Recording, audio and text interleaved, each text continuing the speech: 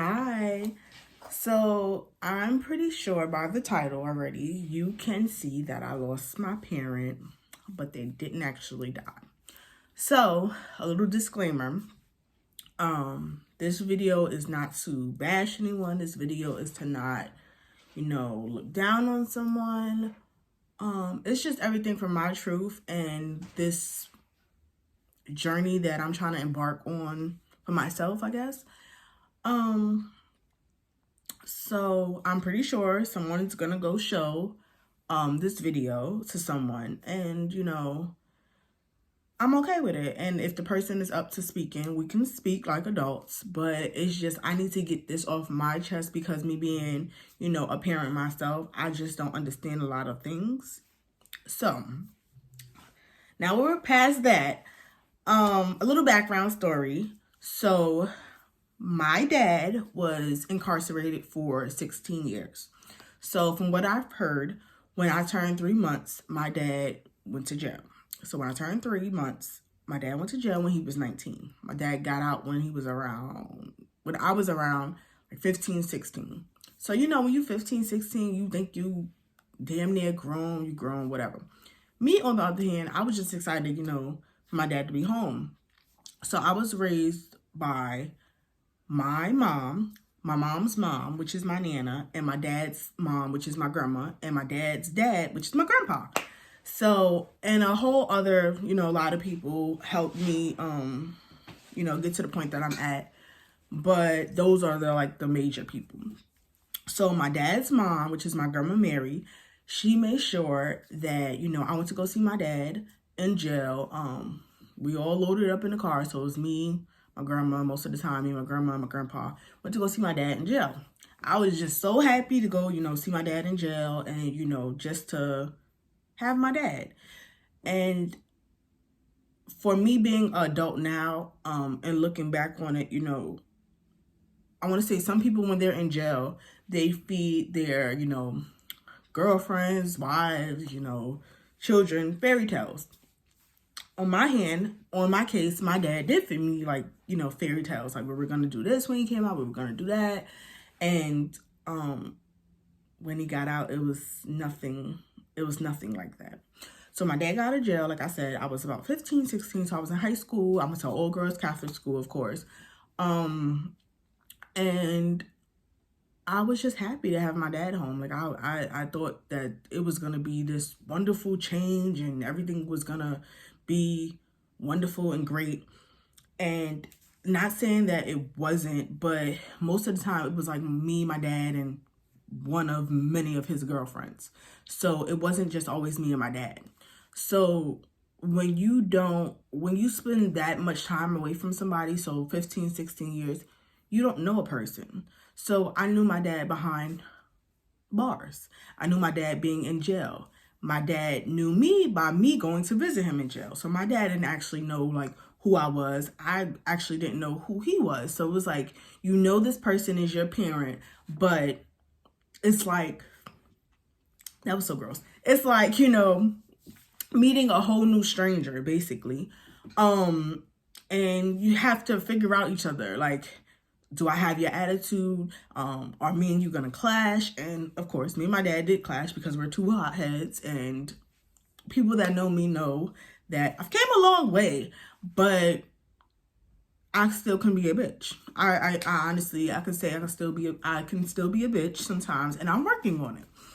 So me and my dad, kind of tried to develop this relationship, and it went good for the first couple of years. Like he wasn't like the parent. Like it was more so like he's my friend, and I was okay with him just being my friend because I got my mom over here trying to tell me what to do. I got my nana, I got his mom, I got my grandpa. Like it was just too much. So my dad was like my best friend. Like not my best friend, but like a friend to me instead of a parent.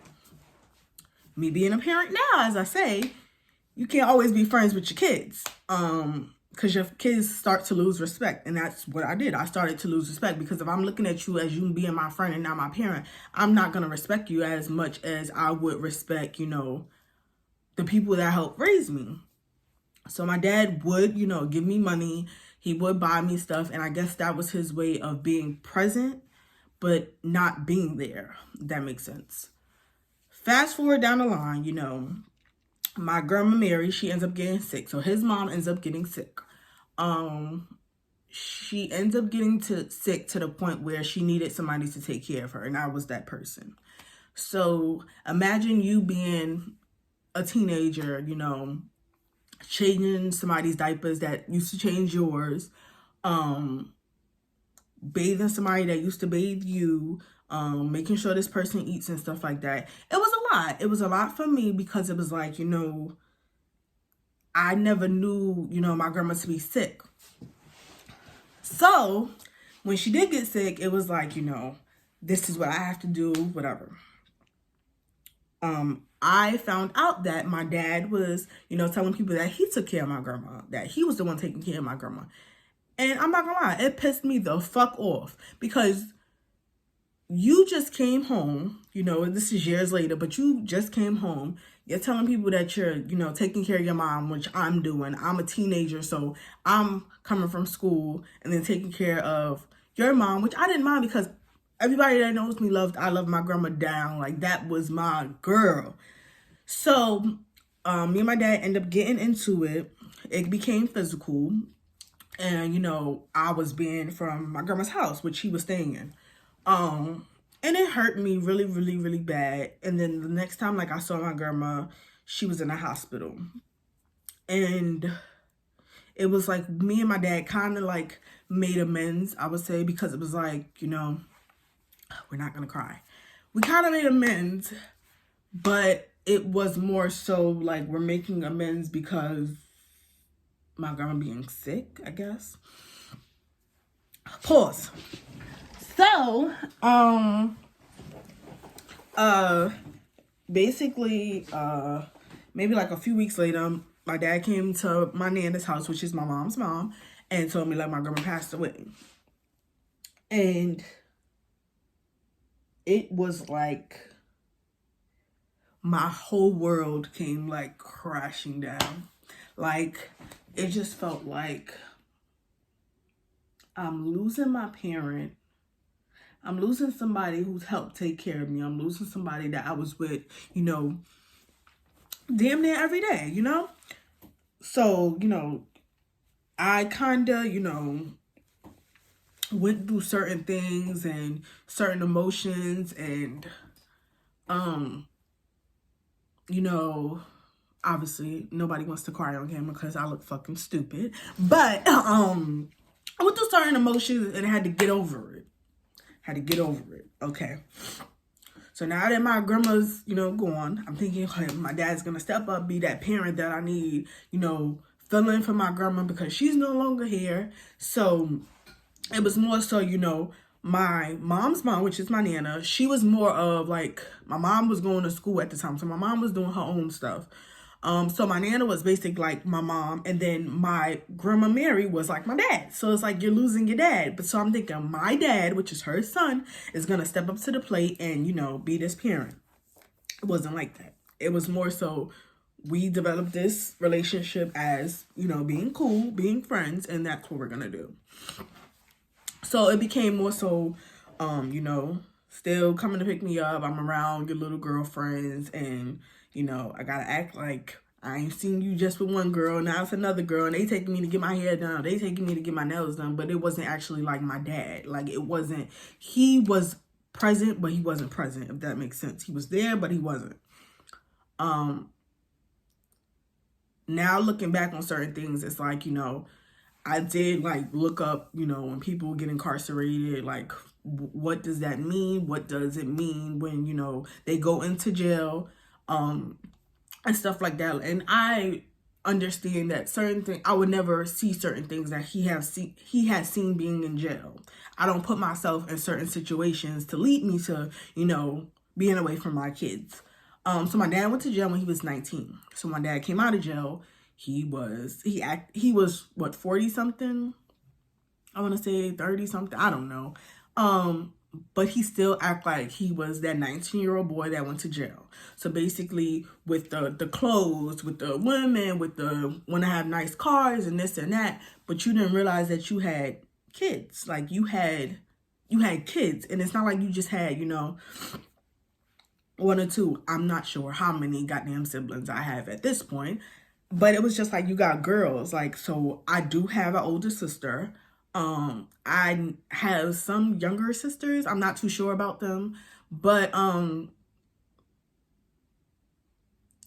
it became like, really difficult for me. Really difficult not having that, dad figure or male role model, especially growing up as a girl. You start to look for love in the wrong places, which I did. A lot of relationships that I was in or messing around with people, it came from me trying to find something that I wasn't getting from my father. Okay, my grandma died. So bringing back to the story, my grandma died years later, at like 21. Yeah, 21. Me and one of his girlfriends at the time, we was talking. I told her, like, I found out I was pregnant. I told her, don't tell him because, I want to be the one to tell him. I want to be the one to, tell my dad that, I'm having a baby or whatever. At the time, my phone was in his name. So he calls me and he's like, do you have something to tell me? And I'm like, no, because I wasn't ready. I didn't really even process, like, what I was going to do, I was a kid having a kid. I figured, like, I'm 21, about to be 22, about to have a kid, like, So I'm like, no. He was like, you sure you don't have nothing to tell me? I'm like, no, I don't have anything to tell you. He was like, well, such and such told me that you were pregnant. And I'm like, yeah, but that wasn't her place to tell you that I was pregnant. I wanted to be, the person to tell you that I'm pregnant. Meanwhile, I don't know, like, to this day, why I was so scared of telling my dad I was pregnant, because it's not like,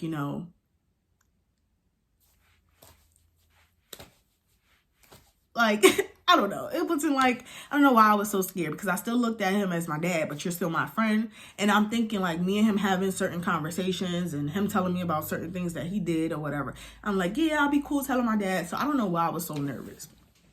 So I told him, we got into an argument about it. And he basically that day shut my phone off. So I know what y'all thinking, like, well, you're pregnant and you need to, like, basically, it's going to be somebody in the comments that say you're pregnant and, you took this adult step on doing this and you figure it out. Granted, and I did. I figured it the fuck out. At the time, I was working at a hospital and I was going to school. Part-time working at a hospital, part-time going to school for nursing. And I had to figure it the fuck out. So basically, I dropped out of school and I worked full time. I figured it the fuck out, obviously, because you see. But during the time I was pregnant, me and my dad didn't speak. We didn't talk. Nothing like that. And I'm the type, I always try to be an adult in every situation, or try to be that mature person in every situation. And it becomes a time where it's like, enough is a fuck enough. Like, enough is enough.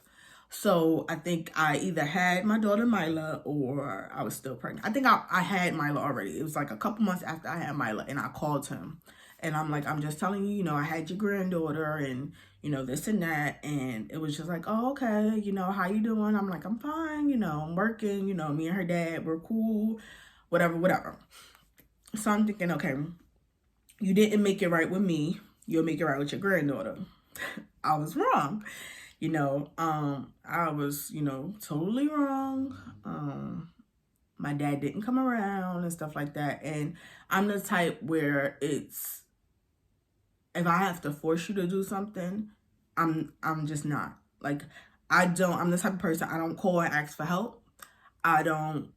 Nobody would know if Mila had a diaper, or I couldn't afford diapers, or me and her dad couldn't afford diapers. Nobody would ever know, because I make shit work.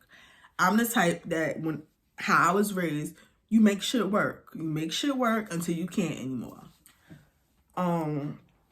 So I had, it was just certain things that was going on. It's like my dad didn't see Mila. And it was just, it came to a point where it's just like, I love him. I love my dad.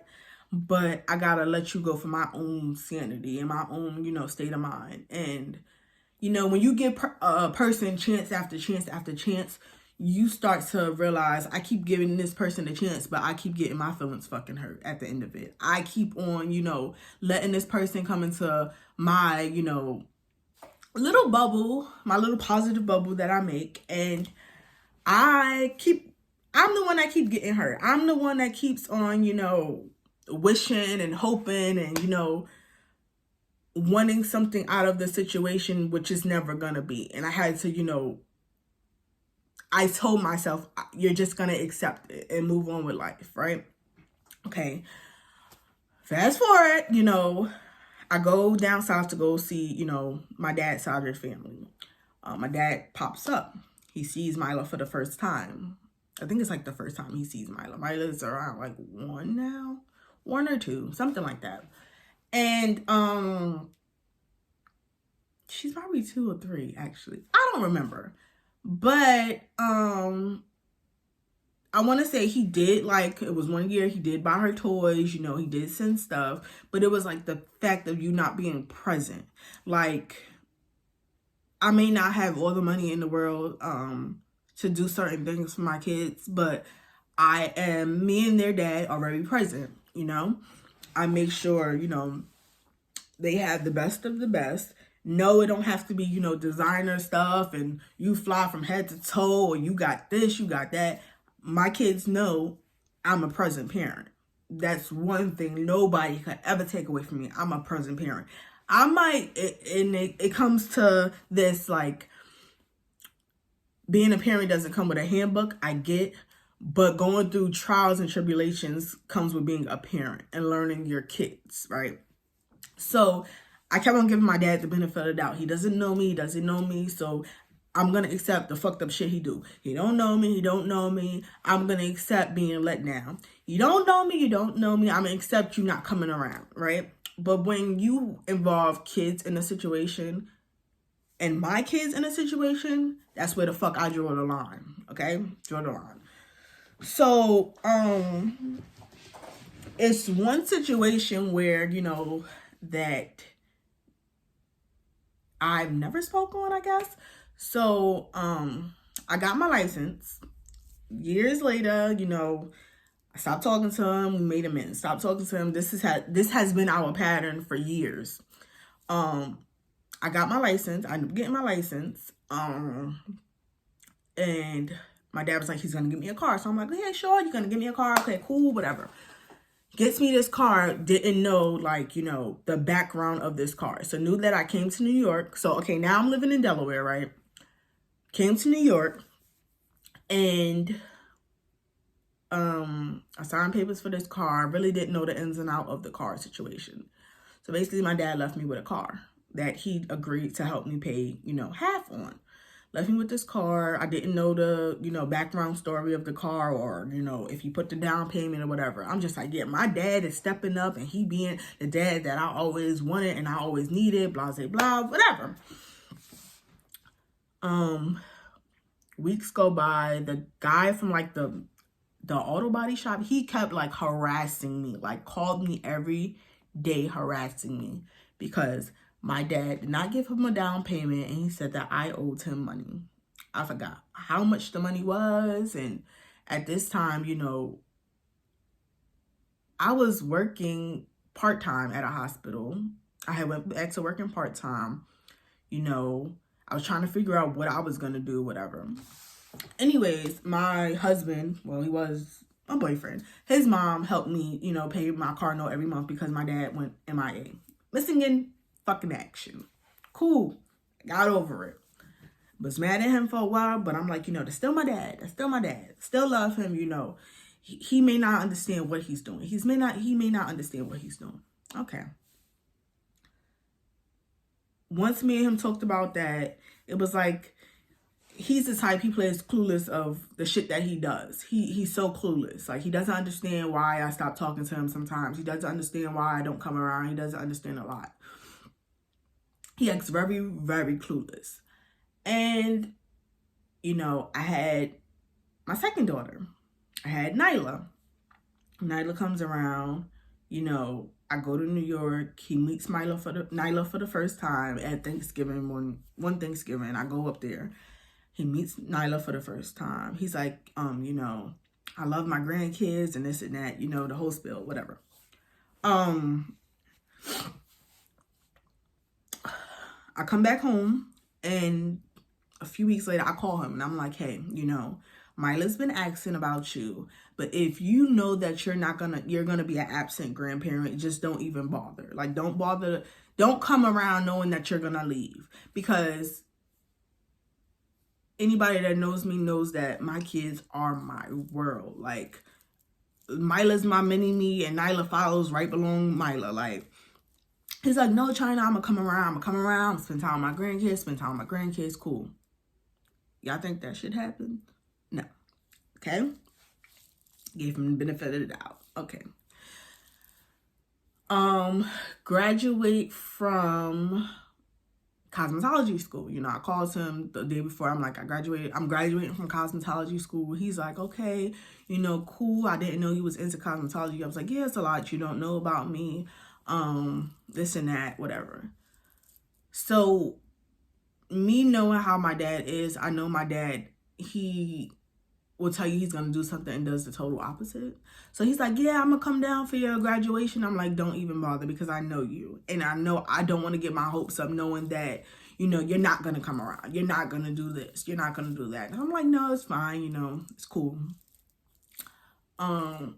But like in the background, I'm like, in my head, I'm like, China, you should never said that. You should have at least gave him the chance to, if he was going to prove that, you know, he wasn't going to come around, like, at least give him that opportunity to prove himself. Whatever. I graduated from cosmetology school. Few weeks later, my daughter ends up swallowing a quarter. And being, we say that we're grown and we don't need our parents, but you still need help. You need your help. You need parents. You need, somebody that's going to tell you it's okay. And yes, I do have my husband's side of the family. They're very wonderful people. I love them a lot. I appreciate them so much. But you still want your own parents, So I call my mom. My mom, she's hysterical, whatever. I call my dad and I tell him, Nyla swallowed a quarter. She has to get her operation done and this and that. The whole time we were in the hospital, which was like 2 days, a day, something like that, he called to check up on her and stuff like that. He never came. Meanwhile, I live in Delaware. I don't know if I mentioned that. So that's like maybe 2-3 hours from New York or whatever. Never said he was coming to see her or anything like that, which I didn't expect him to. But I just called him to tell you, okay, yeah, this is going on with your granddaughter. Fast forward, I know I'm all over the place, but fast forward, Nyla ends up being okay. I call him and tell him, Nyla's okay. We're talking. He's like, yeah, so how far do you live away from this place? And I'm like, 20 minutes, like 20, 15. I'm a fast ass driver, so 15. He like, yeah, because I was just over there last week. So I'm like, huh? I'm like, so you were in my state. You know that I live in this state. You know that I drive. You know that I have my own vehicle. And, you didn't call me so I can, bring your grandkids to see you and stuff like that. Oh, no, I didn't really have an explanation for it. So I'm like, okay, whatever. So it's like Myla starts asking. Now, she just turned 7. So Myla, at the time, maybe 6. She start asking, like, Mom, where's your dad at? He would call or I would call him, but it would always be like a lady girl, whatever the hell you want to call it, in the background. So it was more so you're trying to, put on a show, I would say, for this person that you're dating, messing around with, whatever the hell you're doing. And my kids are not a show to me. So, he would call, but it was just like, it was always somebody in the back. Or I would have to call him to see how he's doing and stuff like that. So I decided that I didn't want to keep on playing a game with my dad. Like, I didn't want to keep on going through this cycle with my dad and my dad not being the dad that I need him to be. And I know it's like you meet a person where they're at, but then when does it come a time where it's like, I can't meet you where you're at because I didn't allow myself to, you know, fully understand that you're not going to be the parent that I need you to be. Or, you know, even if you suck as a parent, or I feel like you suck as a parent, be a grandparent. Because it's not, like I said, it's not just me. Like, I'm not the only child. And for years, people thought that I was the only child. Like, when he had issues with women, they would call me, or they would find me on Facebook, find me on goddamn Instagram, and basically harass me because they have a kid by my dad, or, you know, my dad did something, or I don't know. But I got to the point where stop fucking calling me. Stop calling me. Stop finding me. I don't have nothing to do with that. And it just, to me, it was like, if you're gonna, you know, not be that dad, at least be that grandfather. And when my daughter started asking me more and more about, you know, why haven't I seen your dad? Like, why haven't I seen your dad? Or she'll call him like your dad. She wouldn't say like my grandfather, or she calls her other grandfather Pop, or why she never called my dad that. She'll say like Mr. Mac or something like that. And it was just like, I can't keep on allowing somebody to come in and out of my life and in and out of my kids' lives. And, you know, this year, I got married in August. And, last year. I got married in August. And, you know, I decided not to invite my dad to the wedding. The reason I decided not to invite my dad to the wedding is because you don't even know the person that I'm marrying. You never even got a relationship with this person. You met him once or twice. But my dad doesn't know where I live at. You don't know if I'm getting beat on, which I'm fucking not. You don't know if your grandkids are starving. You don't know if your grandkids is taken care of good. You don't know my whole situation because you don't care to know. So I decided not to invite my dad because I wanted this one day to be about me, you know? Be about me. I hear stuff all the time like, well, your dad told me that he helps take care of your kids, and your dad told me that he gives you money and he gives you that. And just to put it out there, my dad don't do shit for me. My dad don't call me. He don't do shit for me. And, you know, me and my grandfather got into it because my grandfather told me that the reason that you don't talk to your dad is because, you know, you should just accept how your dad is, China, and you know he doesn't have a regular job, and you know what he does, and he can't afford to give you money, he can't afford to do this, and it was never about that. It was about time. Money is the last thing that, you know, I'm concerned about or I'm worried about, because everything that I want, I get. Everything that my kids want, they get. They have, you know, 2 amazing grandmothers. They have a grandfather. They have grandparents. They have great grandparents. They have, you know, great uncles, great aunts. You know, they have a godmom who's fantastic. Like, money is the last thing that's on my mind. Like, it wasn't about money. It was about, you know, making up for lost times, not for me, but for your grandkids. Like, and, you know, people always say, you know, grandparents' love is no other love, which, you know, I get. I love my mom to death. Like, I love my mom unconditionally. But with my grandparents, it was something totally different. So it's like, to my dad, I don't understand you being a parent, right? And you not knowing if your child is, you know, okay. You have all these kids. Like, my dad literally has a bunch of kids that, you know, I lost track. I lost count at this time. But you have these kids, you have these girls that, you know, is going through certain things and trying to understand themselves, trying to understand their life, trying to understand how to have a healthy relationship. And it's like, you're just not present. You're not present. It's like, you really don't give a fuck, to be honest with you. And, you know, this week has been a very challenging week for me. You know, I was like, okay, if my grandma was here, my grandma passed away. So if I was like, if my grandma was here, you know, this wouldn't be happening. This wouldn't be going on. And, you know, But I had to come to terms with God does his own way of doing things. He has his own way of doing things. And sometimes, you know, as a human being, you start to question God. You start to question, you know, why did God take this person from me and left me with somebody that is not stepping up to the plate, you know? But I had to come to terms with, you know, the only thing that I can do, you know, is, you know, pray for my dad from a distance. And, you know, I love him. I will always love my dad. Like, always love my dad. You know, it's no beef on my part. And if you actually do watch this, it's no beef on my part. It's no hatred on my part. It's I wish, coulda wish. Or how do you say it? Yeah, help me out. I wish you were a better parent. I wish you was a better grandparent. But I have to, you know, let the hurt that I have go, because it's not healthy for me. It's not healthy for me being, you know, a parent, and me now being a parent of two beautiful girls. I had to understand that being a parent is hard. Being a parent is difficult.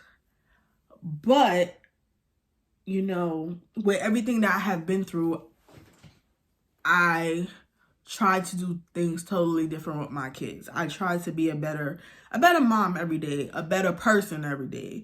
You know, Mila's in school now, so she's going through like stuff with her friends, her little friends and stuff. So I try not to be that parent that's always rah, rah, rah. And I'm trying to, you know, listen more. So she wants to talk to me more about certain things and she could express herself certain ways.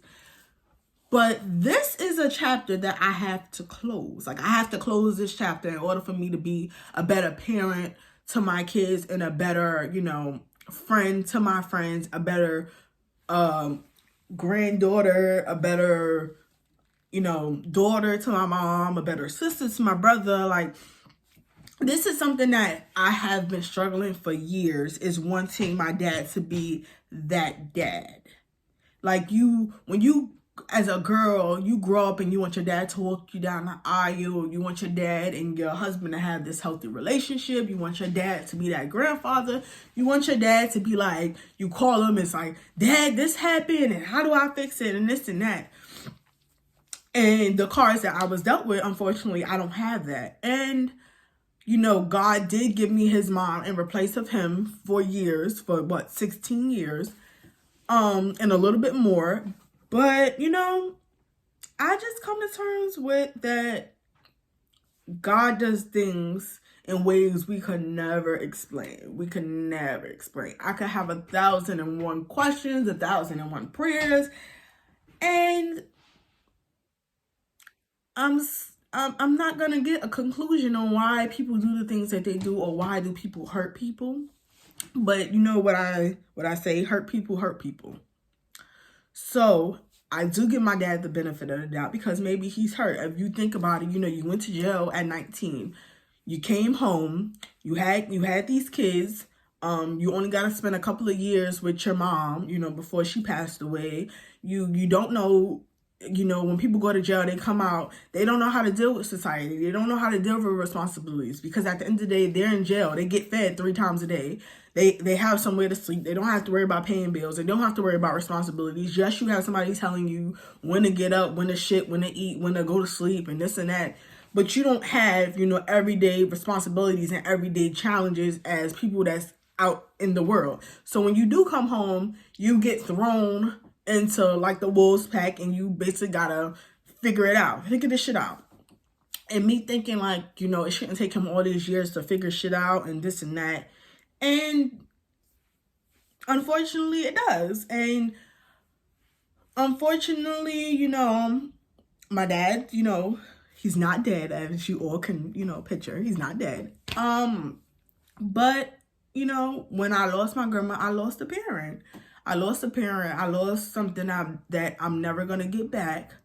But I just have to take everything, you know, that my grandma did instill in me, to be this woman, to be, you know, this loving woman. And, you know, over the years, I've been angry, just mad, just everything. And I'm not crying because I'm sad. I'm crying because I'm realizing, you know, that I had a village raise me to be this woman that I am today. Like, I'm not perfect by any means necessary. I done did some fucked up shit. Like, once y'all hear about other shit, I done did some fucked up shit. I done been through some fucked up shit. I had a whole bunch of challenges, you know, come my way. But what I can say is that, you know, I never gave up. I never stopped being this incredible mom. I never stopped being this incredible person. I never stopped being this incredible friend, this incredible daughter. Like, we all fuck up, but I put on my big girl panties and I did what I had to do, you know. And if anybody feels a need to send this to him, that's perfectly fine with me. But, you know, if he does watch this, I really do love you. I really hope that everything is, you know, turning out the best for you, and that, you know, the kids that you had, you know, after me, obviously, that they get to experience, you know, you being a parent, you being all that you can be, because just realize, like, you're not getting older. I mean, you're not getting any younger. You're getting older. Like, you're never going to be 19 again. You're never going to be a teenager again. It comes a point in time where you have to grow up. You have to grow up. You have to stop, you know, making 1,001 excuses why you don't do something and just do it. You know, I fell into you being, having this fantasy about you that, you know, we were going to be like this. And guys, if you see my dad, I look just like my dad, just a light-skinned version. I'm only light-skinned because of my mom, so whatever. But, you know, I just came on here to, like, just talk about losing somebody that is not dead. So in one aspect, yes, I did lose my parent. I lost my grandma. But in all aspects, I lost my dad too, but he's not deceased. And I don't know what's to come of this video. I don't know what's to come of my channel. But I just want to be able to help, you know, other people get through a lot of stuff. So that's the end of this segment. But if you liked it, you know, like, comment, subscribe, leave a comment underneath. And, you know, I just hope that, you know, I can help somebody else that's going through certain things. Okay? Bye, guys.